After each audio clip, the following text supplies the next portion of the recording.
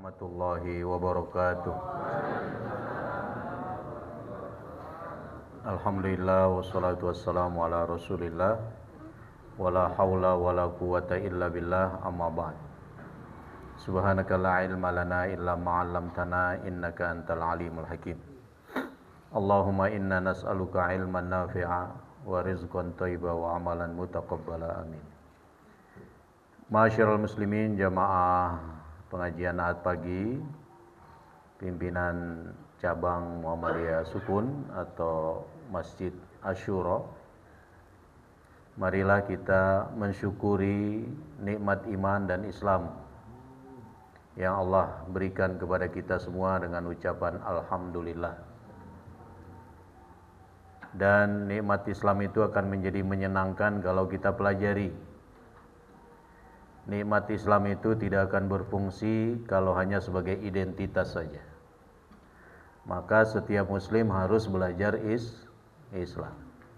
Salah satunya dengan cara hadir di majelis-majelis ilmu, termasuk majelis ilmu yang kita semua hadir pada pagi hari ini. Mudah-mudahan kita senang menjadi muslim, senang mengamalkan ajaran-ajaran Islam, dan Allah berikan kita tambahan hidayah, sehingga dengan majelis ilmu yang kita hadiri, kita bisa lebih memahami Islam dengan baik dan berusaha mengamalkannya dalam kehidupan kita sehari-hari. Allahumma amin. Salawat dan salam semoga dilimpahkan kepada junjungan kita Nabi besar Muhammad sallallahu alaihi wasallam. Pagi hari ini Bapak Ibu, kita akan belajar tentang kaidah-kaidah kebaikan dan keburukan. Karena Islam itu ajaran yang kamil, ajaran yang sempurna, sebagaimana firman Allah, A'udzubillahi minasyaitonirrajim, Al-yauma akmaltu lakum dinakum. Hari ini telah kusempurnakan bagi kalian agama kalian, yaitu Islam. Maka berkaitan dengan kebaikan dan keburukan, ulama merumuskan kaidah-kaidahnya. Dengan kita memahami kaidah ini, mudah-mudahan kita lebih termotivasi untuk menjalankan kebaikan, ketaatan, dan berusaha sekuat tenaga menghindari keburukan atau kemaksiatan kepada Allah Subhanahu wa ta'ala.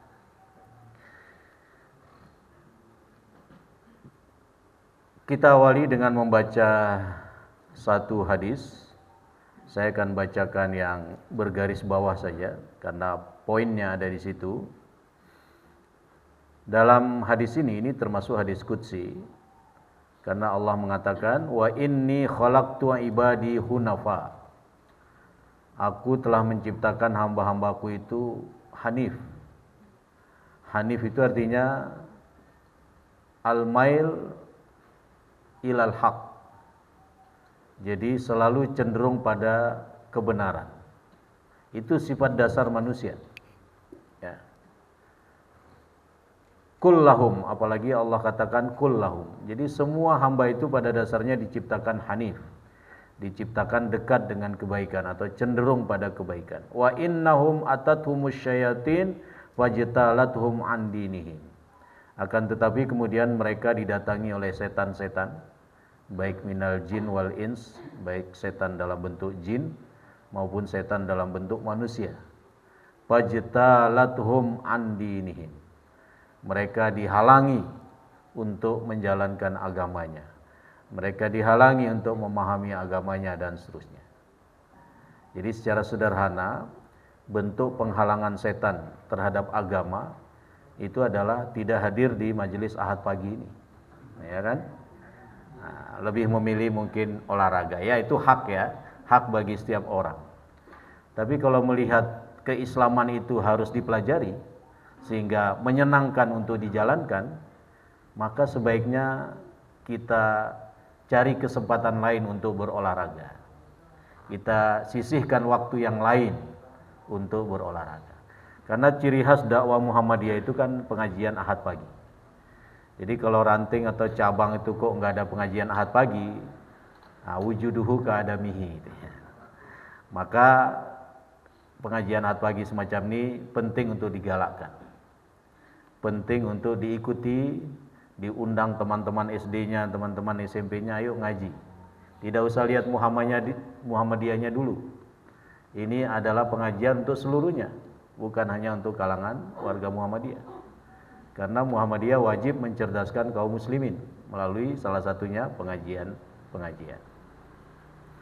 Nah, melalui hadis ini pada dasarnya kita ini cenderung pada kebaikan. Tapi kemudian setan itu sudah berjanji, iblis sudah berjanji akan menyesatkan anak Adam. Maka disinilah pentingnya kita berpegang teguh pada Al-Quran, pada hadis, sehingga kita tidak disesatkan oleh setan dan anak buahnya. Nah, apa kaidahnya? Kaidah pertama, balasan satu kebaikan 10 hingga 700 bahkan lebih, terserah Allah memberikan balasannya. Sedangkan balasan keburukan semisal dengan keburukan yang dilakukan, dan bahkan Allah dengan kasih sayangnya mengampuni orang-orang yang dikehendakinya. Jadi ini kaidah yang menggembirakan sekali. Satu kebaikan dilipat gandakan menjadi 10, bahkan bisa sampai 700. Sementara melakukan satu keburukan itu ganjarannya cuma 1. Dan kalau Allah berkehendak mengampuni dengan taubatnya orang yang melakukan keburukan ini, maka terhapus sudah kejelekan itu. Nah, di sini merupakan kenyamanan menjadi seorang muslim ya. Apa landasan atau dalil yang bisa dijadikan sandaran untuk kaidah yang pertama ini? Dalam surat Al-An'am ayat 160, ini ayat cukup populer, sering dibaca oleh mantan imam Masjid Al-Ikhlas. Man jaa'a bil hasanati falahu asyru amsalihha. Siapa yang melakukan suatu kebaikan atau datang untuk melakukan suatu kebaikan, falahu asyru amsalihha. Jadi hadir ibu, bapak dengan ikhlas di majelis Ahad pagi ini, insya Allah berbuah 10 kebaikan. Nah, ini satu kebaikan datang ke majelis ilmu. Wa man jaa'a bis sayyi'ati fala yujza illa mithlaha. Sedangkan yang melakukan suatu keburukan, tidaklah dia dibalas kecuali yang setimpal dengan keburukan itu. Wahum la yuzlamun, bahkan mereka tidak dizolimi oleh Allah, karena Allah telah mengharamkan kezaliman atas dirinya. Inni haramtu zulma ala nafsi, dalam hadis qudsi. Jadi ini sandaran bahwa balasan kebaikan bisa 10 ya. Dalil yang lain, man jaa'a bil hasanati falahu khairum minha. Jadi tidak disebutkan angkanya. Siapa yang melakukan suatu kebaikan, baginya kebaikan yang lebih banyak lagi. Wa man jaa'a bis sayyi'ati fala yujza alladzina amanu na'amilus sholihat wa amilus sayyi'at illa ma kanu ya'malun. Sedangkan yang berbuat buruk, maka tidaklah dibalas kecuali bagi mereka yang banyak melakukan keburukan. Jadi ini kabar gembira bagi kita semua bahwa kebaikan itu dibalas lebih banyak dibanding keburukan. Tapi jangan kemudian dipedomani. Kalau kebaikan kan banyak pahalanya, sedangkan kalau keburukan 1 aja. Nah, kemudian lebih banyak melakukan keburukan. Nah, ini tidak seperti itu motivasinya ya. Kita ambil contoh misalnya yang bernilai 700 ya. Infak. Matsalul ladzina yunfikuna amwalahum fi sabilillah kamatsali habbatin ambatat sab'a sanabila fi kulli sumbulatin mi'atu habbah wallahu yudha'ifu liman yasha wallahu wasi'un alim.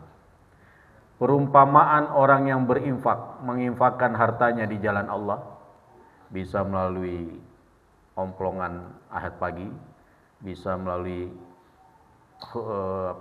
ibadah Jumat, bisa melalui tabungan-tabungan santunan yatim dan lain sebagainya, melalui lazismu dan lain sebagainya ya.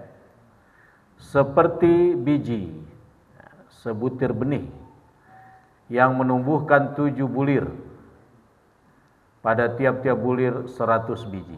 Jadi 7 kali 100 berapa? 700. Itu satu kebaikan bisa berbalas 700. Bahkan ada potongan ayat berikutnya, wallahu yudha'ifu liman yasha. Allah bisa saja melipat gandakan orang yang dikehendakinya. Jadi kalau orang yang berduit berinfak 100.000 dengan orang yang tidak punya, tapi dia berinfak mungkin 10.000, bisa jadi Allah menghendaki balasan lebih banyak pada yang 10.000 ini. Karena untuk mencari 10.000 itu dia susah payah. Sementara yang berpunya tadi mungkin 100.000 itu bisa dia dapat dalam waktu sekian menit. Misalnya dengan konsultasi dan lain sebagainya. Artinya balasan kebaikan itu beragam, tapi secara umum bisa 10, bisa 700, setelah itu sesuai dengan kehendak Allah. Ya. Nah, ini dalil-dalil yang menunjukkan betapa kebaikan itu dibalas berlipat oleh Allah Subhanahu wa taala. Dalam hadis misalnya, nah, dikuatkan oleh hadis ayat tadi ya. An Abi Hurairah qala Rasulullah sallallahu alaihi wasallam, "Idza ahsana ahadukum islamahu," apabila salah seorang dari kalian memperbaiki keislamannya. Nah, salah satu cara memperbaiki Islam itu jangan jadi Islam KTP. Jadilah Islam Muslim yang mempelajari Islam itu dan kemudian berusaha mengamalkannya. Ya, idza ahsana ahadukum islamahu fa kullu hasanatin ya'maluha tuktabu lahu bi asyri amsalha ila 700 dhifin. Setiap kebaikan yang dikerjakan dicatatkan baginya 10 kali lipat, bahkan hingga 700 kali lipat. Wa kullu sayyi'atin ya'maluha tuktabu lahu bimithliha. Sedangkan satu keburukan yang dilakukan maka hanya ditulis seperti yang dia kerjakan itu. Satu, tidak dilipat gandakan menjadi 10, apalagi 700. Ya. Jadi intinya kaidah ini menjelaskan berbuat baik pahalanya bisa 10, pahalanya bisa sampai 700 atau sesuai kehendak Allah. Sedangkan berbuat buruk pahalanya atau balasannya, ganjarannya itu cuma 1. Nah, ini juga dalil yang menguatkan, kita lewati saja. Dalil yang kedua atau kaidah yang kedua, ya. Kebaikan dapat menghapus keburukan dan tidak sebaliknya. Tidak sebaliknya maksudnya keburukan tidak bisa menghapus kebaikan. Kecuali, nah, ada kecualinya, yaitu hasad dan syirik. Jadi hasad dan syirik itu bisa menghapus kebaikan-kebaikan yang pernah kita lakukan. Tapi secara umum kebaikan seluruhnya bisa menghapus keburukan. Jadi Bapak Ibu sholat subuh tadi, maka itu akan menghapus keburukan dari isya sampai subuh. Nanti kita sholat zuhur, mungkin gak antara subuh tadi sampai zuhur nanti kita melakukan keburukan, mungkin gak? Mungkin. Kok banyak sih? Ya dihindari, diusahakan dihindari. Diusahakan lebih banyak kebaikannya maksudnya ya. Tapi tidak mungkin melepas diri dari keburukan, karena setan itu kan pasti kerja. Ya. Jadi nggak bisa kita hindari itu keburukan itu. Ya kita berdoa semoga Allah melindungi kita. Nah, ketika kita sholat zuhur, maka keburukan tadi terhapus. Artinya kebaikan bisa menghapus keburukan, yaitu sholat. Salah satunya sholat. Tapi itu untuk dosa-dosa kecil. Kalau dosa besar itu ada mekanisme taubatnya secara khusus. Nah, apa landasannya? Kita lihat ini. Wa aqimis sholata tarafayin nahar wa zulufam minal lail. Dirikanlah sholat. Di sini masih terjemahannya sembayang. Di dua tepi siang, maksudnya dua tepi siang itu pagi dan petang. Wa zulufam minal lail, dan pada bagian permulaan daripada malam, maghrib dan isya. Innal hasanat yuzhibnas sayiat. Nah, ini poinnya. Sesungguhnya kebaikan bisa menghapus keburukan. Dzalika dzikra lidzakirin. Ya, itu adalah peringatan bagi orang-orang yang mau ingat. Jadi dengan adanya ayat ini jelas bahwa kebaikan bisa menghapus keburukan. Dalam hadis misalnya berkaitan dengan sholat ini dari Abu Hurairah dalam Sahih Bukhari, Nabi SAW bersabda, "Ara'aitum law anna nahran bi babi ahadikum yagtasilu fihi kulla yawmin khamsan ma taqulu dzalika yubki min daranihi." Jadi Nabi memberikan perumpamaan. Wahai para sahabatku, bagaimana pendapat kalian kalau di depan rumah kalian itu ada sungai yang mengalir yang jernih. Kemudian pemilik rumah itu mandi setiap hari itu 5 kali. Kira-kira masih ada kotoran enggak yang tersisa? Nah, ini perumpamaan Nabi ya. Memberikan gambaran. Nabi itu seorang guru yang terbaik. Jadi kalau belajar itu enggak langsung, tapi kadang-kadang memberikan pertanyaan, kadang-kadang memberikan perumpamaan supaya terbuka wawasan sahabat itu. Nah, jawaban mereka la yubki min daranihi syai'a. Wahai Rasulullah, kalau mandinya 5 kali sehari ya tidak tersisa kotorannya wahai Rasulullah. Fadzalika mislus shalawatil khams yamhullahu bihil khotoya. Nah, itu perumpamaan salat 5 waktu. Allah menghapus kesalahan-kesalahan melalui salat 5 waktu. Jadi rugi sekali orang yang meninggalkan salat sementara dia terjerumus, terlibat dalam berbagai kemaksiatan. Ya, tidak ada upaya melepaskan daki-daki kotoran-kotoran yang ada pada dirinya berupa kemaksiatan karena tidak sholat itu. Mudah-mudahan dengan kita baca hadis ini semakin memahami arti penting sholat, sehingga seluruh jamaah pengajian pagi di Masjid Asy-Syura ini sudah selesai dari meninggalkan sholat itu sudah nggak ada. Maksudnya pasti 5 waktu itu dilaksanakan. Betul begitu? Atau masih ada yang bolong-bolong? Insya Allah nggak ada ya. Nah, ini suatu peningkatan iman yang bagus. Karena seringkali orang itu hanya sholat maghribnya atau sholat zuhurnya saja dan lain sebagainya. Nah, alhamdulillah dengan wajah-wajah yang terlihat ini tidak ada lagi yang bolong-bolong. Bahkan kalau bisa usahakan tingkatkan lagi menjadi sholatnya itu berjamaah, jangan sendiri. Hadiri masjid ya di awal waktu. Itu levelnya berbeda dengan yang penting sholat. Ya. Maka kita pilih level yang mampu kita lakukan lebih baik. Di antaranya caranya dengan berjamaah dan berusaha di awal waktu. Bahkan menambah lagi dengan sholat-sholat sunnah, ini luar biasa. Ya. Minimal yang 5 waktu ini jangan lagi diabaikan. Jangan lagi bolong-bolong. Nah, itu menunjukkan tingkat kualitas jamaah pengajian pagi PCM Sukun itu sudah lebih baik. Ya. Dan insya Allah dengan menjaga sholat ini Allah akan mengampuni dosa-dosa kita sebagaimana hadis ini.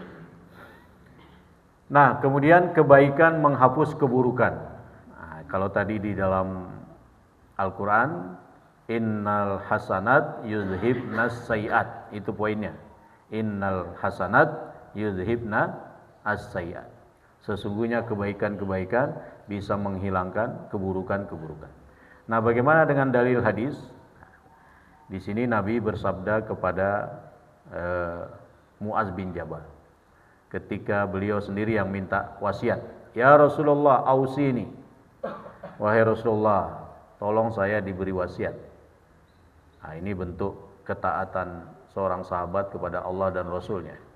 Datang minta nasihat, minta wasiat. Apa wasiat Nabi? Ittaqillah haitsuma kunta au aina ma kunta. Bertakwalah kamu Mu'adz dimanapun kamu berada. Di masjid kamu bertakwa, di rumah kamu bertakwa, di kantor kamu bertakwa, di pasar kamu bertakwa, dan seterusnya.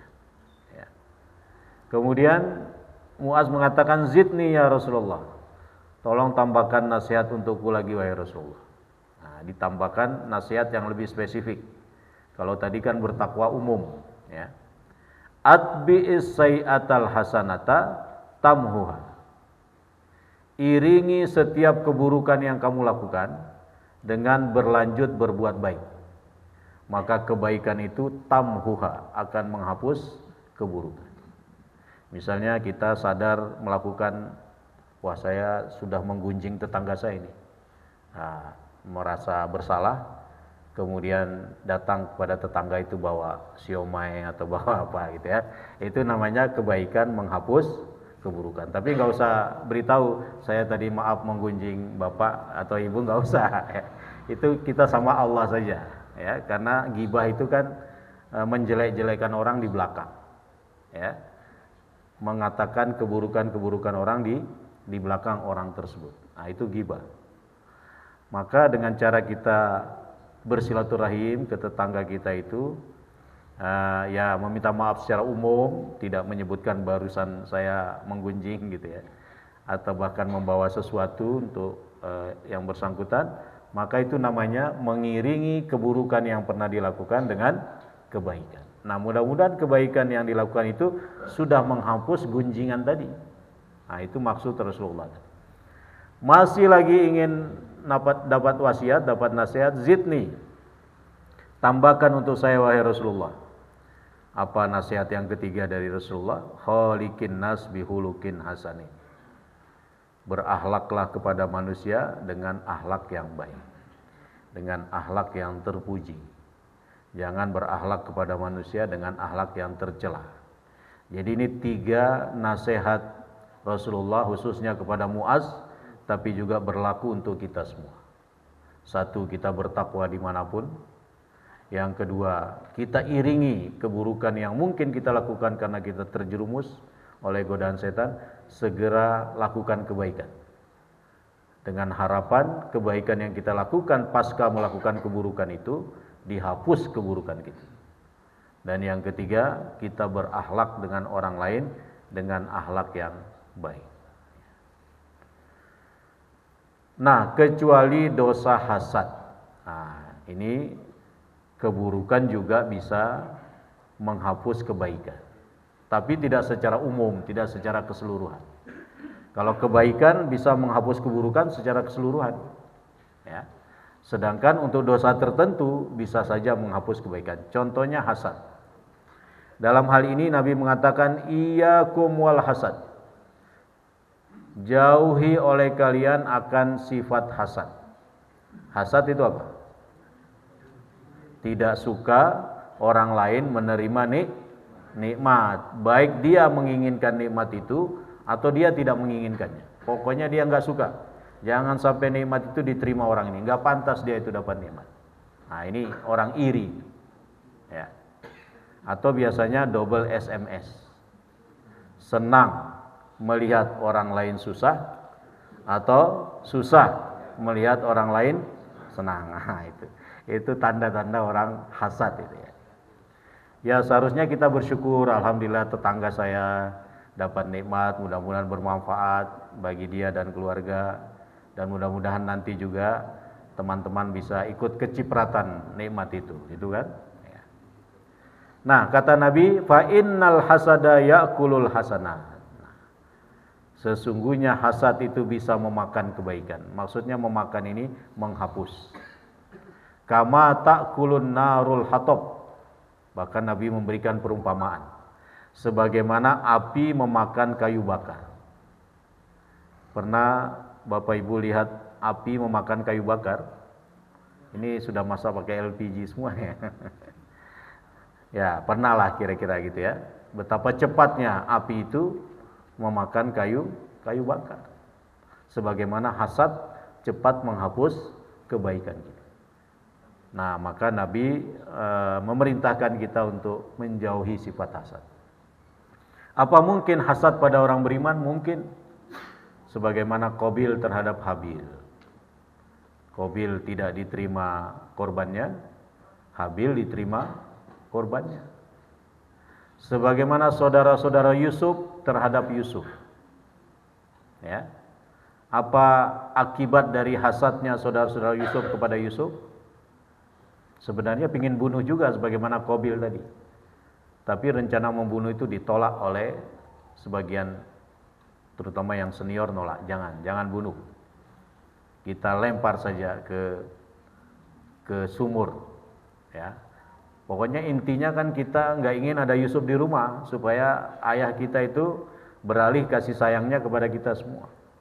Jadi mereka mengira bahwa Nabi Yakub tidak menyayangi mereka.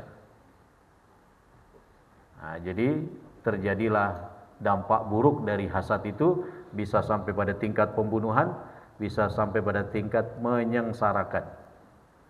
Ya, sampai dibuang itu saudaranya ke dalam sumur tua. Karena itulah kita berlindung kepada Allah dari hasad dengan membaca surat Al-Falaq. Di akhir surat Al-Falaq atau ayat kelimanya itu ada ayat min syarri hasidin idza hasad. Kenapa ada kata idza hasad?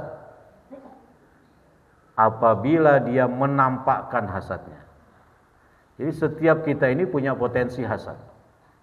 Para ulama menegaskan la hasada la jasada. Setiap jasad itu ada hasad. Nah, setiap jasad berpotensi hasad. Ya. Setiap jasad berpotensi hasad. Tetapi orang yang karim, orang yang bijak, itu akan mendiamkan hasadnya. Jadi enggak dimunculkan dalam bentuk ucapan, enggak dimunculkan dalam bentuk perbuatan. Sudah, hasad ini cukup di hati saja. Bahkan dia olah menjadi syukur. Saya masih diberikan Allah banyak nikmat. Ya sudahlah, tidak perlu saya nampakkan hasad ini. Nah itu orang bijak. Tapi orang yang laim, orang yang tercela, itu akan menampakkan hasadnya, mungkin dengan ucapan tidak enak, mungkin dengan perbuatan, sandalnya disembunyikan. Ya. Nah itu bisa terjadi, karena sebab hasad itu. Yang seharusnya dapat bagiannya disembunyikan. Oh sudah habis, karena sebab hasad. Nah, jadi mudah-mudahan Allah melindungi kita dan kita harus berlindung dengan membaca surat Al-Falaq. Kenapa surat Al-Falaq itu kita baca di zikir pagi? Kita baca juga di zikir sore. Kita baca sebelum tidur. Ya. Itu supaya kita lebih dilindungi oleh Allah. Bersamaan dengan surat An-Nas itu ya. Nah, inilah keburukan yang menghapus kebaikan. Walaqad uhiya ilaika wa ilal ladzina min qablika la in asyrakta la yahbatanna 'amaluka wa la takunanna minal khasirin. Dan telah diwahyukan kepadamu wahai Muhammad ya, dan kepada nabi-nabi sebelummu bahwa apabila Anda syirik, nah, sampai Nabi Muhammad yang jadikan muhotob di sini. Ya. Kalau Anda syirik, dan enggak mungkin Nabi syirik ya, tapi ini hanya perumpamaan. Layah batonna amaluka, akan terhapuslah, akan sia-sialah amalmu wahai Muhammad. Dan latakunanna minal khosirin. Anda menjadi orang yang rugi. Jadi ini syirik bisa menghapus amal. Maka dua keburukan yang bisa menghapus kebaikan, hasad dan syirik. Sementara seluruh kebaikan menghapus keburukan. Itu kaidah yang kedua. Kaidah yang ketiga, Allah Ta'ala mengganti keburukan orang yang bertobat dengan kebaikan. Nah ini keutamaan bertobat ya. Allah itu senang kalau hambanya itu bertobat. Nabi menggambarkan senangnya Allah itu begini. Ada seorang musafir, dia bawa kendaraannya, dia bawa onta lah pada zaman itu, dan seluruh barang-barangnya ada di atas onta itu. Setelah di tengah perjalanan dia capek, dia istirahat di bawah sebuah pohon lah. Karena tertidur, ontanya itu entah kemana. Ketika dia bangun dia cari nggak ada, barang-barangnya juga nggak ada. Dia sudah cari ke sana kemari nggak ketemu. Akhirnya dia istirahat lagi karena capek mencari. Nah, ketika dia istirahat itu, sempat tertidur, kemudian terbangun, dia lihat onta dengan seluruh barangnya ada di depannya. Saking gembiranya dia mengatakan, Allahumma anta abdi wa ana rabbuka. Ya Allah, engkaulah hambaku, akulah Tuhanmu. Tapi hatinya enggak itu maksudnya. Saking gembiranya saja sehingga salah ucap. Nah, kata Nabi, lebih gembira lagi Allah kalau ada hambanya yang datang bertobat. Jadi luar biasa keutamaan bertobat itu ya. Orang yang gembira pada puncak kegembiraan, masih lebih gembira Allah ketika ada hambanya yang datang kembali kepadanya, bertobat kepadanya. Makanya dalam Al-Quran itu Allah memanggil, Ya ibadiyalladzina asrafu ala anfusihim, la taqnatu mir rahmatillah. Hai hamba-hambaku yang sudah berlumur dosa, sudah melampaui batas, jangan putus asa dari rahmat Allah. Innallaha yaghfiruz dzunuba jami'a. Allah itu menghapus semua dosa. Ya, semua dosa sebelum meninggal maksudnya. Ya, kalau meninggal kemudian dalam keadaan syirik, nah itu nggak bisa diampuni. Tapi kalau masih sadar, kembali pada Allah, semua dosanya apapun bisa diampuni. Yang penting dia kembali kepada Allah. Ya, tidak kembali kepada kemaksiatannya. Nah, jadi ini kaidah yang ketiga, Allah mengganti keburukan dengan kebaikan karena bertobat. Illa man taba wa amana wa amila amalan sholihan faulaika yubaddilullahu sayiatihim hasanat. Kecuali orang-orang yang bertobat, beriman, beramal soleh, maka itulah orang-orang yang keburukan-keburukannya diganti dengan kebaikan. Makanya kalau ada orang non-muslim masuk Islam, semua masa lalunya itu sudah terampuni. Ya, semua masa lalunya terampuni. Sehingga dia harus menjadi muslim yang sungguh-sungguh. Jangan kembali kafir lagi. Nah, ini keterangan tafsir As-Sa'di, faulaika yubaddilullahu sayiatihim hasanat. Ai tatabaddalu af'aluhum wa aqwaluhum allati kanat musta'idda li amali sayiat tatabaddalu hasanat. Orang yang bertobat itu, yang tadinya sedianya dia akan melakukan keburukan-keburukan, Allah beri hidayah, Allah beri taufik, sehingga amal-amal berikutnya lebih banyak amal solehnya. Ya, itu maksud dari faulaika yubaddilullahu sayiatihim hasanat.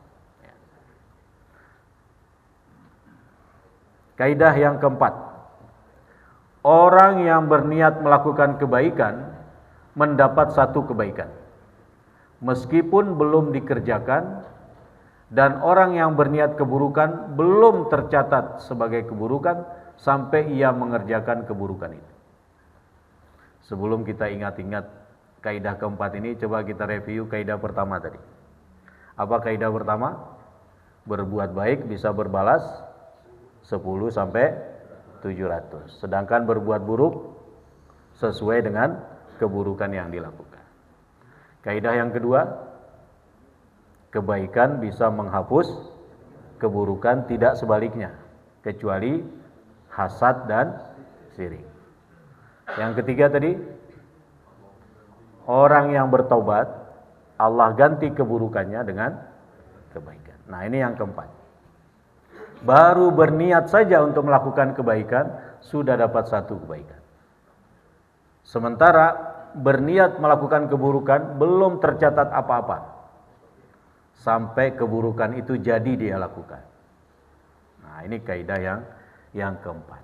Tapi ya jangan niat-niat baik toh, mau puasa nggak jadi, mau infak nggak jadi, kan yang penting dapat satu pahala. Jangan disiasati begitu. Allah Maha mengetahui niat kita yang sebenarnya. Ya. Tapi kalau tadi ada yang niat puasa, kemudian sekarang dibagi jajan, nggak puasa, ya nggak apa-apa. Sudah dapat satu kebaikan niat puasa. Kecuali kalau puasa wajib nggak boleh dibatalkan. Nah, keburukan tidak tercatat sampai dilakukan. Ya, kalau masih niat saja, itu tidak akan tercatat sampai dilakukan. Kita coba baca hadis Ibnu Abbas ini dalam Sahih Bukhari. Innallaha katabal hasanat wassayiat. Sesungguhnya Allah sudah menetapkan kebaikan-kebaikan, sudah menetapkan keburukan-keburukan. Tsumma bayyana dzalika. Kemudian Allah jelaskan hal tersebut. Faman hamma bihasanatin falam ya'malha katabahallahu lahu indahu hasanatan kamilatan. Siapa yang berniat melakukan kebaikan, belum dia lakukan kebaikan itu, maka Allah telah catat baginya satu kebaikan sempurna. Hasanatan kamilatan. Belum mengerjakan, baru niat aja. Fa in huwa hamma biha fa amilaha katabahallahu lahu indahu asru hasanat ila sab'i mi'ati dhifin ila adafin katsira. Kalau dia berniat melakukan kebaikan, kemudian dia kerjakan yang dia niatkan itu, maka Allah catat baginya mulai 10, 700, bahkan bisa lebih. Bisa berlipat ganda, mungkin 1000, mungkin 10.000 dan seterusnya. Sebaliknya, waman hamma bisai'atin falam ya'malha katabahallahu lahu indahu hasanatan kamilatan. Siapa yang berniat melakukan keburukan, ternyata niat buruknya itu karena imannya bergejolak, tidak jadi dia lakukan keburukan itu, malah dia dapat satu kebaikan. Jadi niat-niat buruk yang di-cancel karena sebab iman ya, bukan karena sebab wah ada satpam ini nggak jadi, nggak boleh, nggak dapat itu ya. Dia berniat mencuri, kok ada satpam, ya nggak jadi. Itu bukan termasuk dalam hadis ini.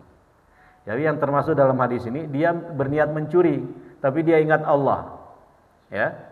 Walaupun di situ nggak ada satpamnya, ya, dia ingat Allah, maka berbuah satu kebaikan. Niat yang buruk yang tidak jadi dilaksanakan karena sebab keimanan itu dapat satu kebaikan. Fa in huwa hamma biha fa amilaha katabahallahu lahu sayi'atan wahidatan. Tapi kalau niat itu kemudian dilaksanakan, niat buruknya itu dilaksanakan, terjadi keburukan, maka baginya tercatat satu keburukan saja. Nah, disinilah terlihat kasih sayang Allah. Berniat saja untuk berbuat baik sudah dapat satu kebaikan. Sedangkan berniat saja untuk berbuat buruk belum tercatat apa-apa. Berniat kebaikan kemudian melaksanakan kebaikan itu bisa 10, bisa 700, bisa lebih. Ya. Berniat keburukan tapi mampu mencegah dirinya dari niat tadi sehingga tidak jadi berbuat keburukan, dapat satu kebaikan. Kalau berniat keburukan dan kemudian dilaksanakan keburukan itu, hanya tercatat satu keburukan. Nah, ini enaknya jadi muslim ya. Ini harus memotivasi kita untuk lebih banyak berbuat baik. Ya, jangan sebaliknya. Kemudian dalil yang lain. Ini lebih bersifat hadis qudsi ya. Yaqulullah idza arada abdi an ya'mala sayi'atan fala taktubuha alaihi hatta ya'malaha. Allah berkata dalam hadis qudsi, apabila hambaku akan berbuat buruk, jangan kamu catat wahai para malaikat pencatat amal sampai dia melakukan keburukan itu. Fa in amilaha faktubuha bimithliha. Kalau dia melakukannya, tulislah semisal dengan yang dilakukan, jangan lipat gandakan. Kalau dia melakukan keburukan itu jangan lipat gandakan catatannya. Tulis seperti yang dia lakukan. Satu keburukan ya satu tercatat. Wa in tarakaha min ajli, kalau dia tinggalkan karena sebab aku, karena sebab Allah, karena sebab iman, faktubuha lahu hasanatan. Tulis baginya satu kebaikan. Jadi kalau orang berniat buruk, kemudian terjadi pergolakan iman di hatinya, sehingga tidak jadi, maka tulis baginya satu kebaikan. Ini pernah terjadi dalam kisah hadis Nabi tentang 3 orang yang terjebak dalam gua. Dari 3 orang yang terjebak itu salah satunya berdoa begini. Ya Allah, saya punya sepupu. Sepupu saya ini sangat cantik. Saya menginginkannya. Suatu hari dia datang ke rumah minta bantuan. Tapi saya akan beri bantuan itu dengan syarat dia mau berduaan dengan saya. Wah, karena dia wanita yang menjaga kehormatannya, dia menolak. Dia pulang tanpa menerima bantuan. Tapi beberapa waktu kemudian dia sangat terdesak untuk memperoleh bantuan. sehingga dia menerima syarat untuk berduaan itu. Ketika kami berduaan dan saya akan melakukan sesuatu terhadap sepupu saya yang perempuan itu, dia mengingatkan saya, takutlah kepada Allah, jangan melanggar hak yang bukan hakmu. Maka saya bergetar, ya Allah, dan saya biarkan sepupu saya pulang dengan bantuan yang sudah saya berikan. Jadi tadinya niat melakukan keburukan dengan sepupunya, kemudian diingatkan oleh sepupunya tadi, dia tidak jadi. Nah, ini contoh niat buruk yang tidak jadi dilaksanakan karena iman, itu berdapat satu kebaikan. Kemudian sebaliknya, wa idza arada ay ya'mala hasanatan falam ya'malha faktubuha lahu hasanatan. Kalau hambaku itu mau berbuat baik dan belum dia laksanakan berbuat baiknya itu, maka tulis baginya satu kebaikan. Fa in amilaha faktubuha lahu bi asri amsalha ila sab'i mi'ati difin. Dan kalau niat baiknya itu jadi dia laksanakan, maka tulis baginya 10 kebaikan sampai 700. Nah, ini jelas ya, betapa ajaran Islam itu memberikan kebaikan buat semua. Ya. Kaidah kelima, keburukan yang dilakukan karena salah atau tidak sengaja, atau karena lupa, dan karena dipaksa akan dimaafkan oleh Allah. Ya. Jadi ada keburukan tidak sengaja, nah itu dimaafkan. Atau lupa, itu dimaafkan. Bapak Ibu pernah puasa terus lupa kalau sedang puasa sehingga makan dan minum, itu kan keburukan. Masa puasa makan dan minum, tapi karena lupa.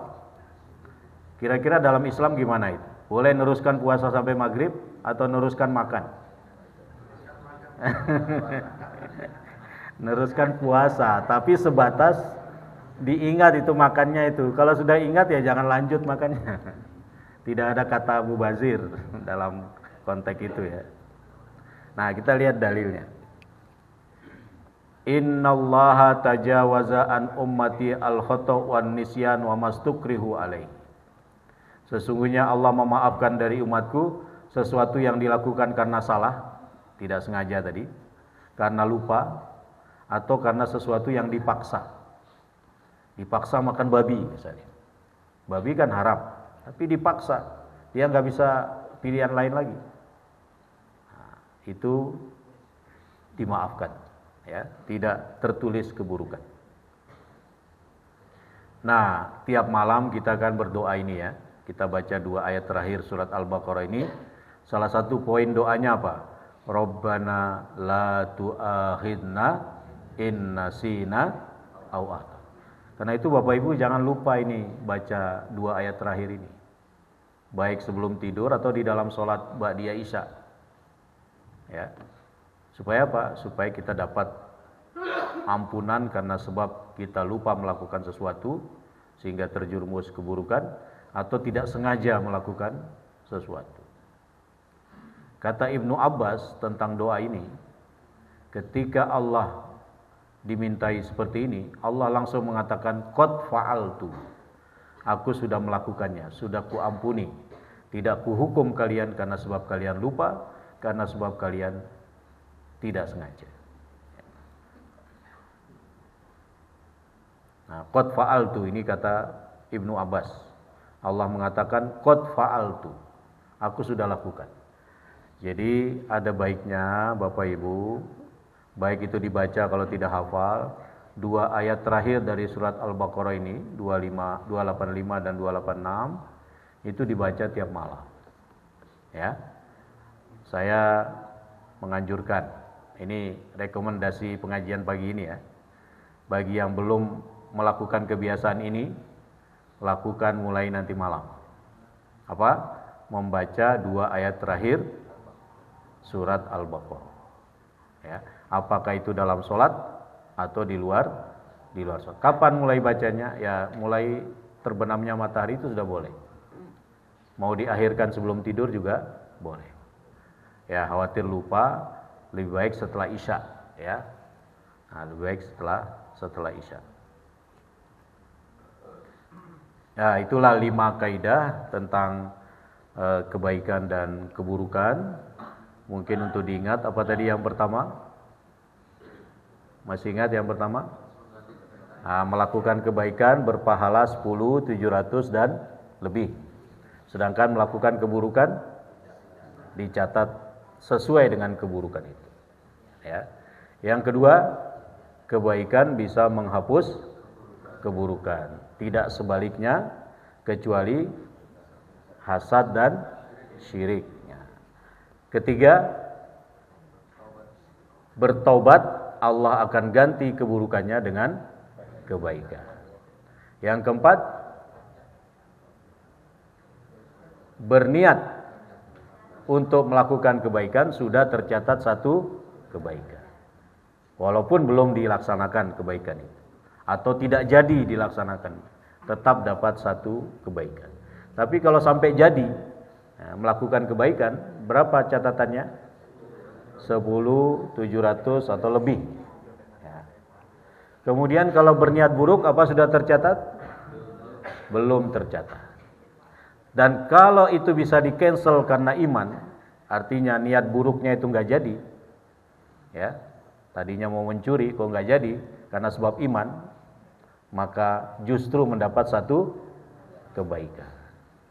Sedangkan kalau niat buruknya itu sampai terjadi, maka hanya tercatat satu keburukan. Ya. Terakhir apa terakhir? Yang kelima. Ya, keburukan yang dilakukan tidak sengaja, keburukan yang dilakukan karena lupa, keburukan karena dipaksa orang, maka Allah Maha memaafkan. Salah satu doanya apa? Rabbana la tu'akhidna in nasina au akhtana. Ini doanya. Pada zaman Nabi itu ada namanya keluarga Yasir. Keluarga Yasir ini dipaksa oleh Abu Jahal untuk keluar dari Islam. Ibunya sudah dibunuh, Sumayyah. Ya. Sumayyah itu sudah dibunuh. Bahkan menurut sejarah itu, mohon maaf, tombak Abu Jahal itu mengenai kemaluan Sumayyah. Ya.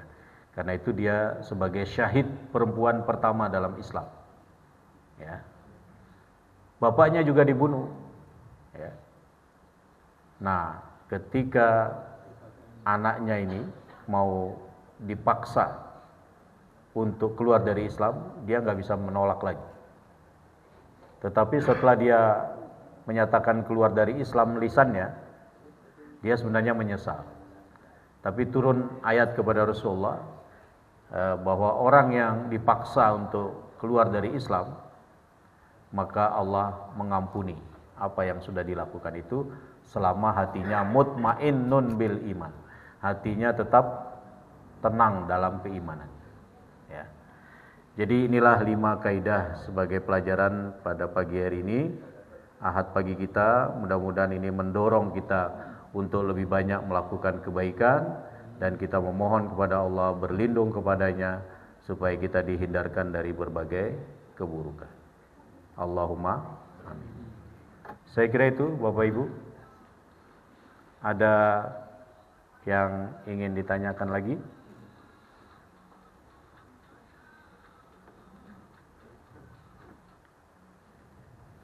Ya. Tadi sampaikan kebaikan maupun keburukan saat dilaksanakan satu persatu. Kebaikan jelas dilaksanakan dengan hati nurani. Nah, keburukan ini kadang-kadang kan ada yang disampaikan yang tidak sengaja. Yang saya tanyakan, bagaimana untuk menghindari keburukan jelas keburukan, tapi di hati kita untuk menentang keburukan itu, apakah ada ayat atau trik cara lain supaya kita bisa menghindari keburukan itu? Ya, ada ragam respon Muslim terhadap keburukannya. Yang pertama, dia mampu mencegahnya dengan kekuatannya. Ya, misalnya di perkampungan itu ada mahasiswa yang melakukan perbuatan tercela. Dia berani untuk, kamu ini jangan melakukan hal ini di sini, tidak boleh nih. Nah, misalnya itu namanya melakukan dengan kekuatan.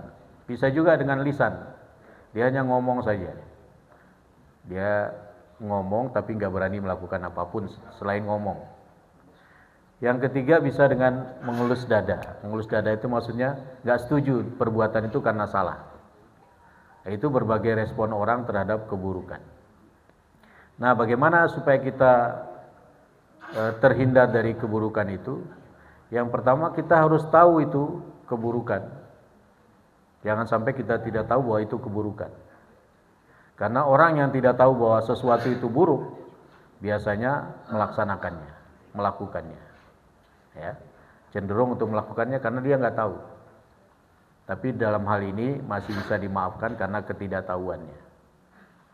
Tapi kalau sudah tahu kemudian melakukannya, itulah dosa.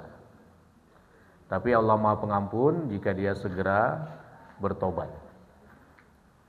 Karena itu kalau tadi ditanyakan bagaimana kita menghindar keburukan itu, ya kita ketahui dulu. Kita berilmu dengan keburukan itu. Jadi jangan hanya belajar yang baik-baik saja. Belajar juga apa yang buruk, apa yang dilarang. Jadi pelajari dua hal. Satu yang disukai oleh Allah, satu yang tidak disukai oleh Allah. Sehingga yang disukai oleh Allah kita berharap mengerjakannya. Yang tidak disukai oleh Allah kita berharap meninggalkannya. Yang kedua, kita berada di lingkungan yang lebih baik, supaya kita ikut terkena kebaikan-kebaikan orang di sekitar kita. Dan kalau kita berada di lingkungan yang buruk, kita cari cara bagaimana keluar dari lingkungan yang buruk itu. Maka itu akan lebih terhindar dari potensi keburukan yang dilakukan oleh seseorang. Saya kira itu. Wallahu a'lam. Monggo, Ustaz.